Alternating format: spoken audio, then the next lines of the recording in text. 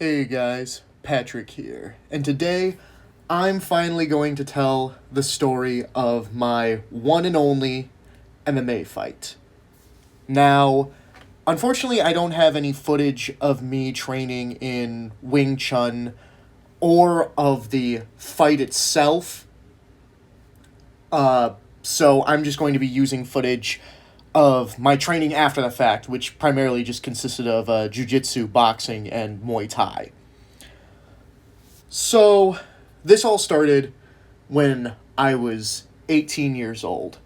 By this point in time, I had been training Wing Chun for about 3 or 4 years. And I had actually been in a few street fights and had used it to win against other people. So my confidence was riding pretty high. Right? Like I was really confident in my own abilities. But something that I never really kind of took into account was that I've been bodybuilding literally since I was 13 years old, right? So I've always been a pretty strong guy, right? Like when I was in high school, which was when this story takes place, I was able to both bench press and deadlift 300 pounds, right? And everybody I fought against not only had never trained in fighting, or at the very least trained very little, but I was far stronger than anybody else that I was going against, you know what I mean? And strength and size plays a huge factor in terms of fighting. So, honestly speaking, I probably could have won against those guys even if I had not been training in any martial art at the time, because I was just that much more powerful than them. So, but in any case, right? I was really, really confident in my skills. And I was one of those retards who was like, "Oh, MMA's dumb and it doesn't work." And you know what? I think that I have a great chance of being an MMA fighter. And my fake martial arts friend agreed with me. And he plays a huge role in this story in a way that I didn't even know about until way later, and it was fucking insane. So we both are like, okay, let's get me a fight and prove how way better than any MMA fighter, like a Wing Chun guy like myself, is, right? So so my fake martial arts friend was like, "I'll handle everything. I will be the your manager, your cornerman, all that other shit. All I had to do was prepare for my fight," right? Which I did do. And I just want to say, because there is not much to say about this part of the story, my personal training camp and dieting and all that stuff went off without a hitch, right? So, no excuses there. You know what I mean? I'm not going to sit up here like a UFC press conference and be like, "I broke my foot 2 weeks into camp and it fucked me up on fight day." No, everything went perfect. All right? So, my fake martial arts friend got in contact with an organization and set up for me to have an amateur fight. Now, in the months leading up to this fight, something weird happened where... So, firstly, all right, he told me something, and that was that he was like, "Oh, by the way, on the phone with this organization, I pretended to be you." And I was like, "Well, why are you pretending to be me?" And he's like, "Oh, well, I just figured that they would respond better if, what was his fucking reasoning again? I can't even remember, but he had some stupid, dumbass reason for why he was pretending to be me. And I was just like, oh, well, that's weird, but whatever. Okay, I guess. Because I was still hypnotized by all the mumbo jumbo, just following blindly in the Wing Chun bullshit, right? No matter what, I was blindly following.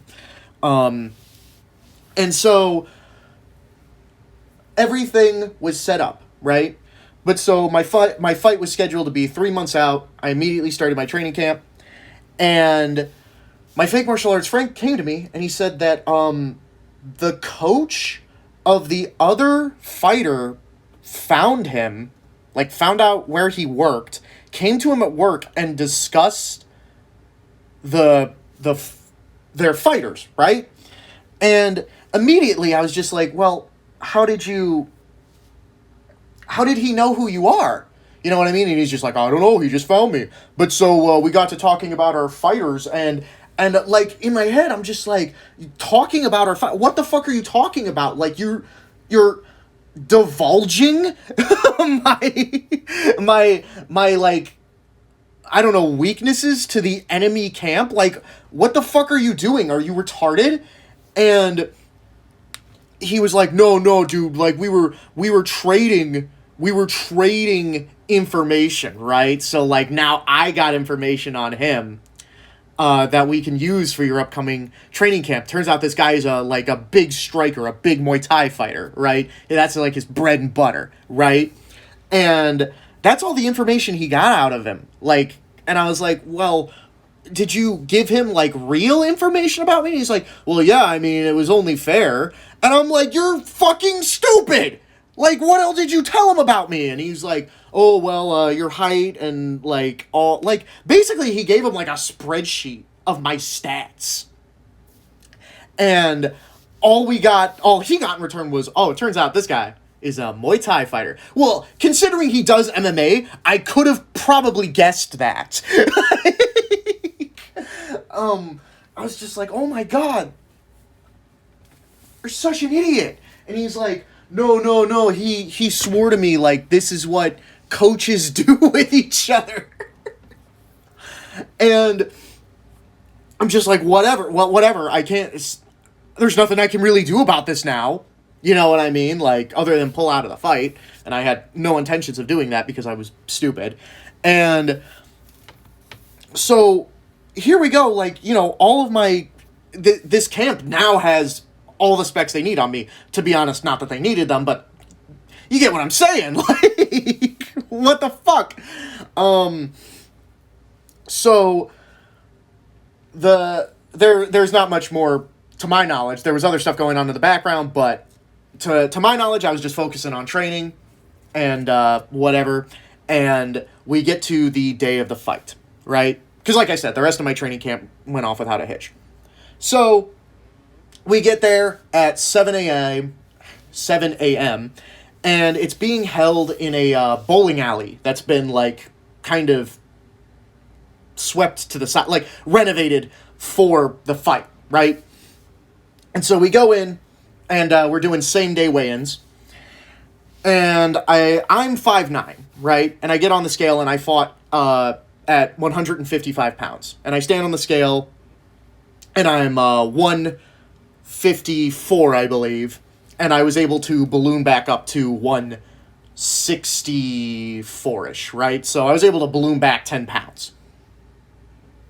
So again, I would even dare to say that I probably ballooned back up bigger than my opponent. My opponent came in. I don't remember his name, and even if I did, I probably wouldn't say it. But so he came in, and I noticed he was taller than me. He was like either 5'11" or 6 foot, and he looked like awful. Like he looked like he had a terrible fucking weight cut.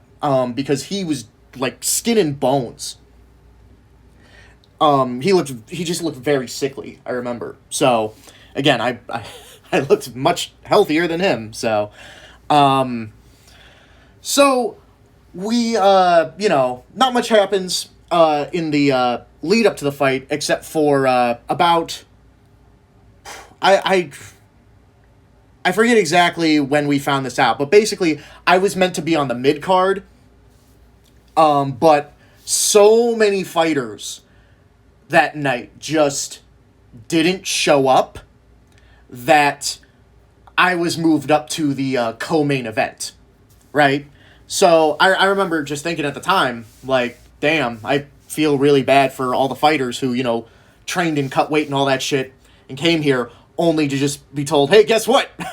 Your opponent didn't show up. But that didn't happen to me, right?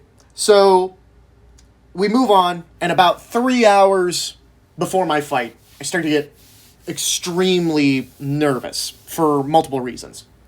One of the reasons is because, like, I was only being informed of the rules, like, at the last minute, because I didn't do enough research, because, again, I was leaving that to my fake martial arts friend, and he didn't do any fucking research, and he didn't tell me this shit, and I was like, oh my god, dude, he was the biggest fucking dumbass.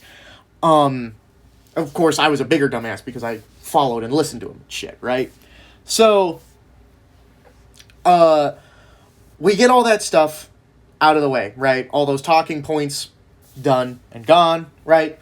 And the other fights are happening, and meanwhile, backstage, I'm starting to talk with other fighters, and literally everybody is telling me the exact same thing, and it's just kind of, proving my point from earlier, which is that everybody's telling me that my opponent is well known for his wrestling. He has a wrestling background. He's pretty good. He's a really good grappler.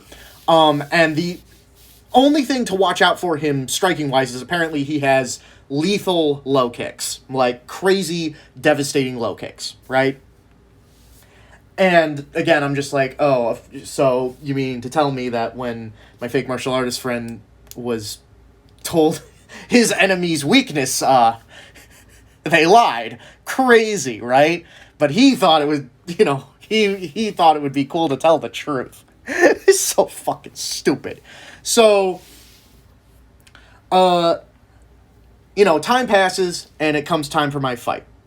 And we do the walkout, right? Everything's fine. I'm honestly actually starting to calm down now that we're, like, here, and not just, like, build up. You know what I mean? It's like one of those calm before the storm things. Like, now that we're here, and now I'm good.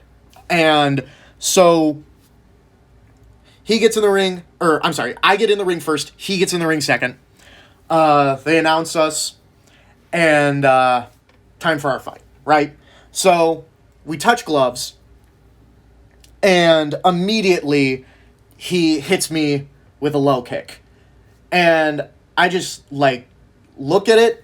I, like, look down at my leg, and I look back at him, like, almost confused. And the reason why I was so confused is because, like, the amount of people who told me that his leg kicks weren't just, like, bad, but, like, lethal, like, crazy, like, fight-ending low kicks, right?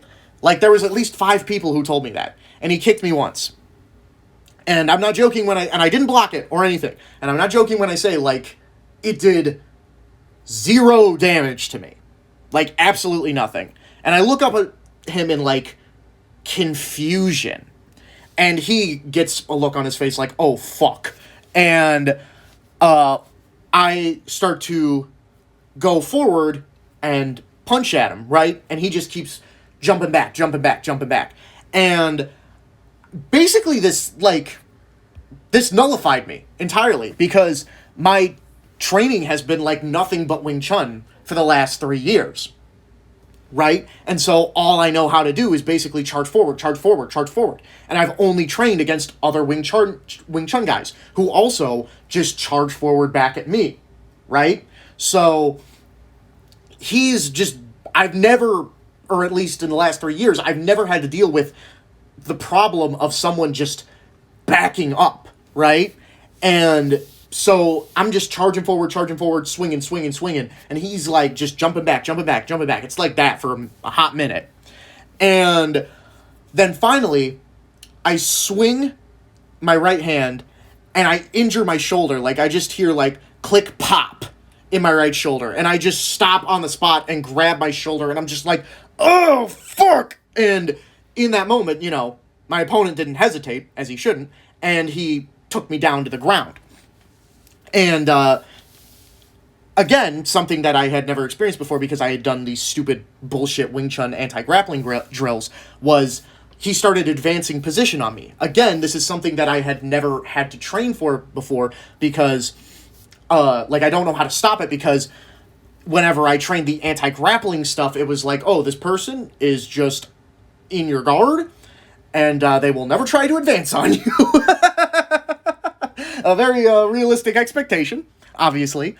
And so, you know, I'm just like, oh, fuck, what's even happening? I don't even know what the fuck's happening. And he's advancing, and he's advancing, and advancing, and finally he is in full mount. And he starts raining down punches on my head. And actually, as I'm taking these punches, similar to what happened before, like, I'm not even feeling them. Like, I'm like, oh, well, that's fucking... I feel pretty good. And I did the absolute stupidest possible fucking thing I could have done.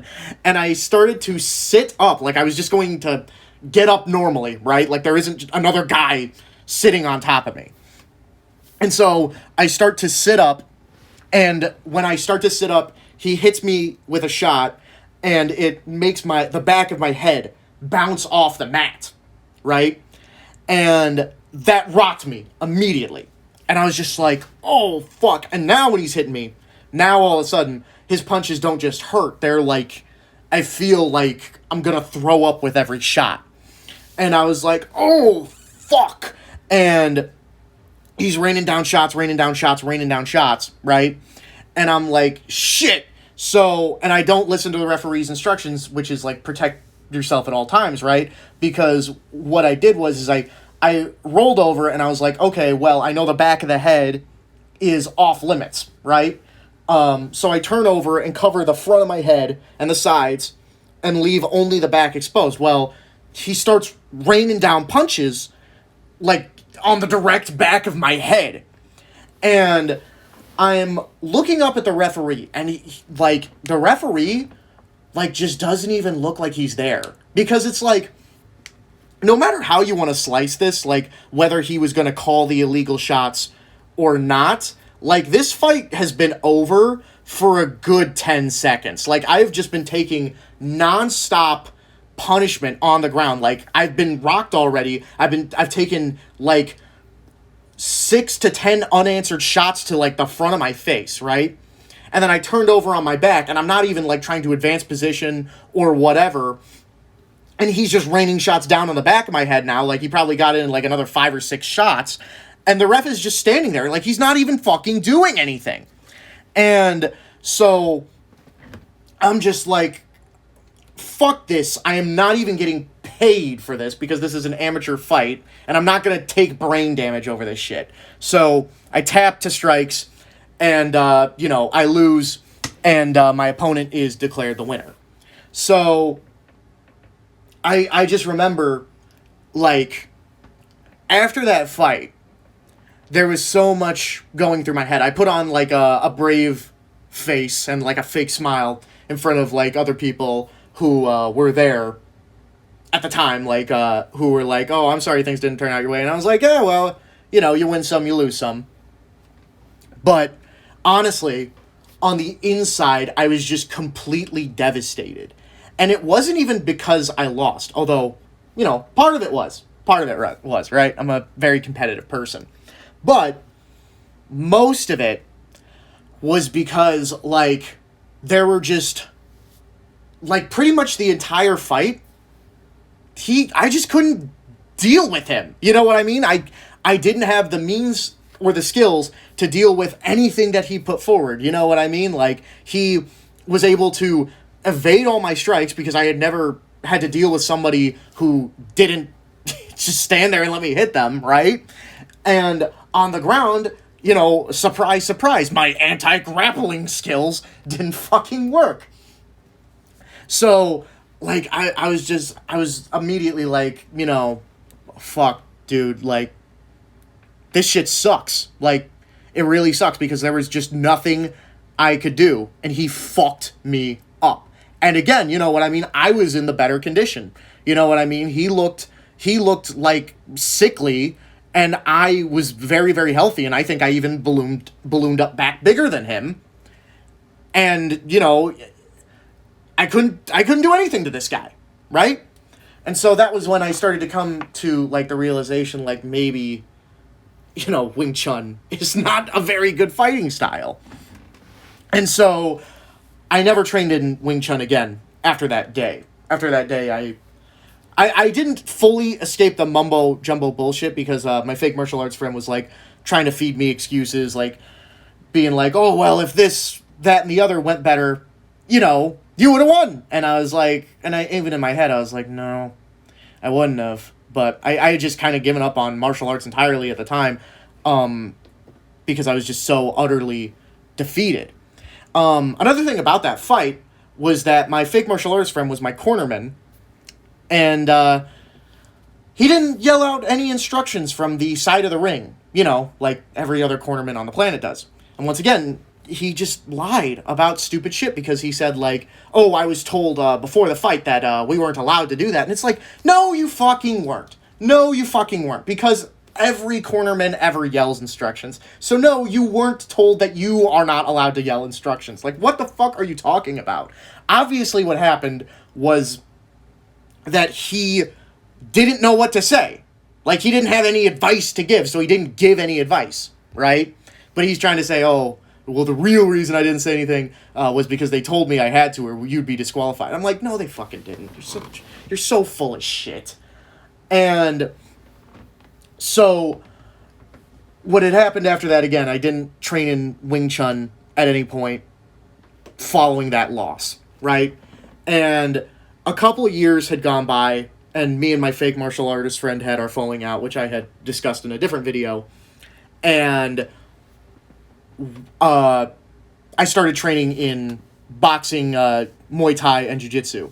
And holy fuck, I fell in love with it. With Jiu-Jitsu, especially. I love Jiu-Jitsu. And doing all that stuff kind of made me realize, going forward, that I don't want to do another MMA fight. You know what I mean? Like, what I want to do is I definitely want to do jiu-jitsu competitions at this point in time, right? Because jiu-jitsu, like, striking to me at this point is, like, it's good, but, like, when I'm on the mat and I'm rolling with people, I'm in fucking love. I'm in heaven. I love it so much. So I definitely will compete in jiu-jitsu competitions in the future. That is a goal of mine. But, in any case, the story does not end there, right?